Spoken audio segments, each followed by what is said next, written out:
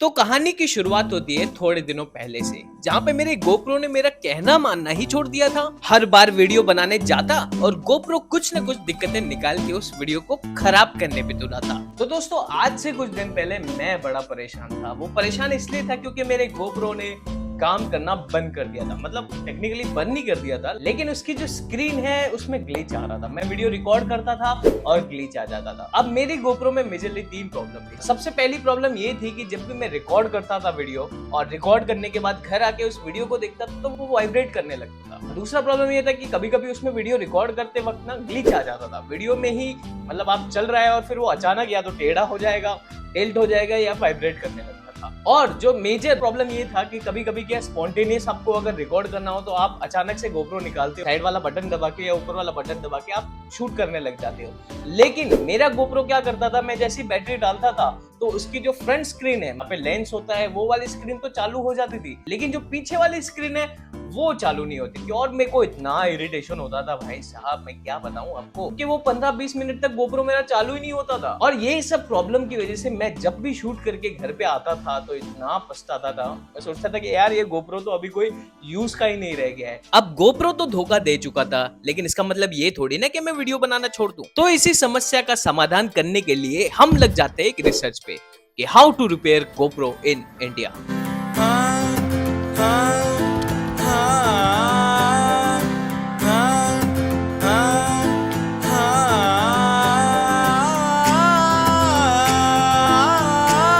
अब इस रिसर्च में मुझे पता चलता है कि गोप्रो का कोई सर्विस सेंटर इंडिया में तो है ही नहीं, जिसे जान के मैं सच में बड़ा दुखी हो जाता हूँ।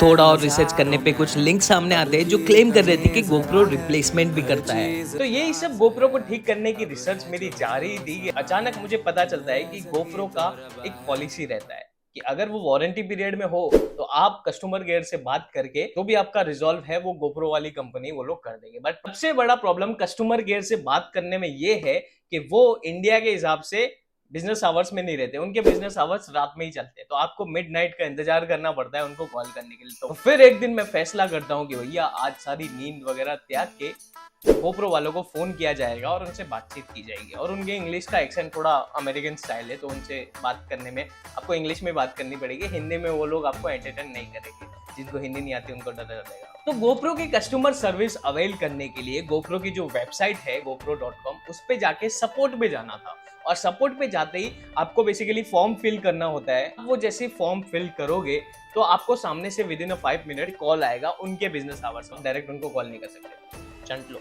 वो आपको पूछेगी कि भाई क्या क्या दिक्कत है गोप्रो में, आप तो आपने सब बता देना है। मैंने गोप्रो सपोर्ट टीम को सब कुछ बताया कि भाई ये दिक्कत है। तो उसने पहले तो मुझे 2 सॉल्यूशन दिए। सॉल्यूशन नंबर 1 कि आप अपने गोप्रो को पूरा फैक्ट्री रिसेट कर दो, मतलब फॉर्मेट कर दो। मैंने फॉर्मेट किया, लेकिन फॉर्मेट से मुझे कुछ भी सॉल्यूशन नहीं मिला। मैंने वापस उनको कॉल किया कि भाई ये तो कुछ भी नहीं हो रहा है। तो उन्होंने बेसिकली मुझे कहा कि आप अपना सॉफ्टवेयर अपडेट करो। अब सॉफ्टवेयर अपडेट करने के लिए आपको क्या करना पड़ता है ना, कि वो जो जिप फाइल आपको जो मेल करेंगे गोप्रो वाले, उसको आपको जो कार्ड रीडर होता है अपना एसडी कार्ड रीडर में डाल के और उसमें वो ट्रांसफर कर देने की जिप फाइल, और फिर गोप्रो में लगा के ऑटोमेटिकली अपडेट हो जाएगा। लेकिन मेरे केस में अपडेट से भी कुछ भी नहीं हो रहा था। मेरा तो गोप्रो ही अपडेट नहीं हो रहा था, अलग ही था।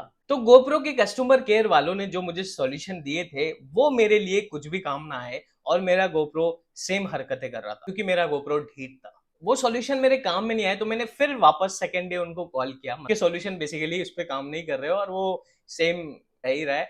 तो फिर उन्होंने कहा कि भैया हम आपका वारंटी चेक करेंगे, आप एक काम कीजिए, आप हमें अपना बिल भेजिए। तो मैंने बिल भेजा और फॉर्चुनेटली बिल में मेरा वारंटी जो है वो अभी भी वैलिड था। तो मैं बड़ा खुश हो गया। मैंने बोला कि भैया अब तो तुम ना रिप्लेस करके दो मुझे, ये सब नहीं चाहिए मुझे, ये गोप्रो हो गया मेरा, बस इससे इतना ही मेरा सफर था। तो गोप्रो सपोर्ट से बात करने के बाद उन्होंने फाइनली एक मेल भेजा जिसमें उन्होंने मेरा रिटर्न शेड्यूल किया और साथ में मुझे एक रिटर्न लेबल भेजा जो मुझे यूपीएस डिलीवरी एजेंट को देना था। हाँ, मेरा गोप्रो सिंगापुर जाएगा। अब गोप्रो को विदेश भेजने के लिए सबसे इंपॉर्टेंट था उसको अच्छे से पैक करके उसको डिलीवरी एजेंट के हाथों में पहुंचाना। और उसको करने के लिए मैं सामान इकट्ठा करता हूँ और पैक करने बैठ जाता हूँ।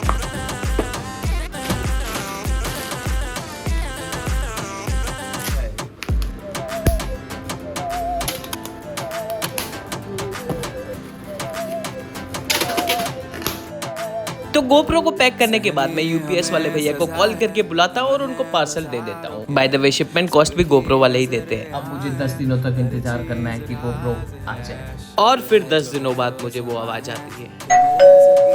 भागा भागा डोर की तरफ जाता हूँ और डोर के खोलते ही डिलीवरी एजेंट मुझसे कहता है कि यूपीएस से आपका पार्सल है। कितना है भैया? जो आपका रिप्लेसमेंट था उसको मिल देंगे। अच्छा, चलो थैंक यू सो मच। और एज यूजुअल अपने रूम में पार्सल को ले जाता हूँ और फिर बेड पे पटक देता हूँ। तो अब इसके एक बार अनबॉक्सिंग करते हैं और देखते हैं कि इस पार्सल में नया गोप्रो है या नहीं।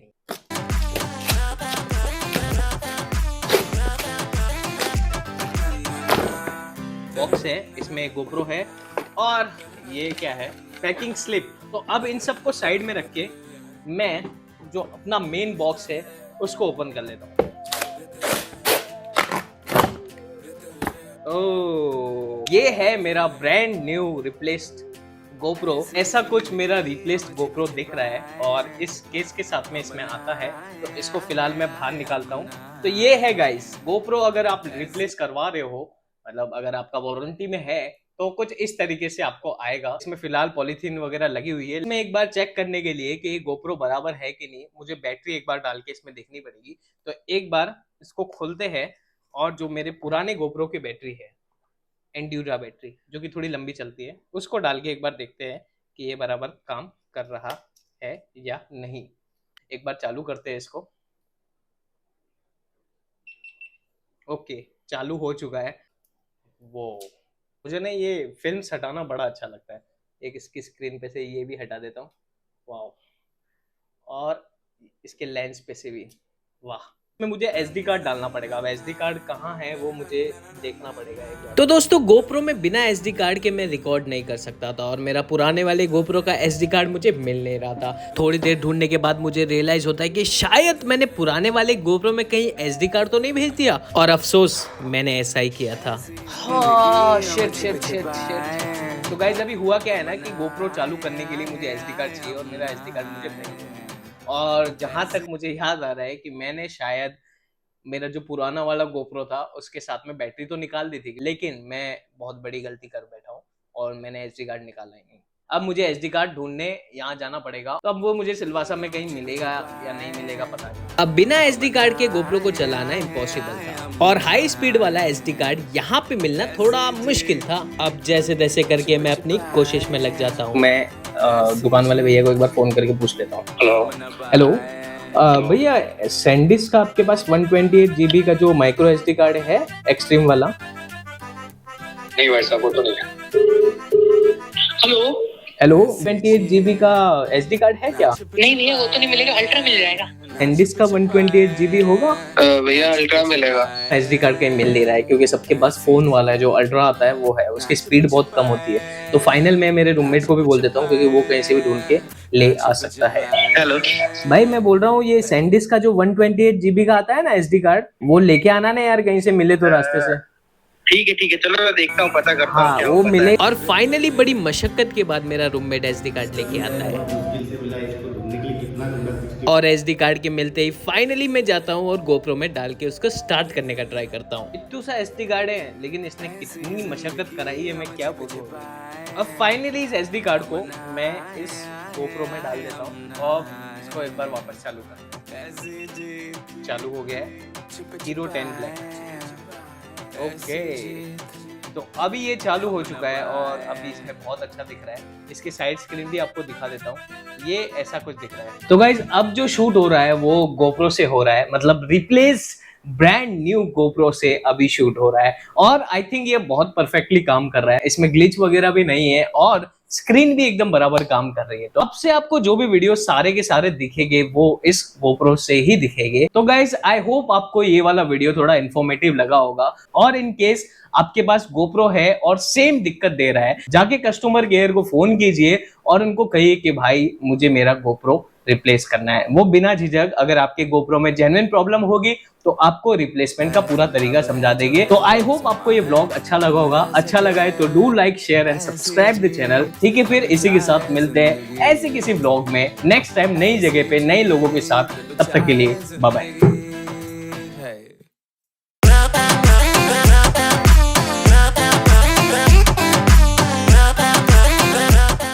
एक एक और बार।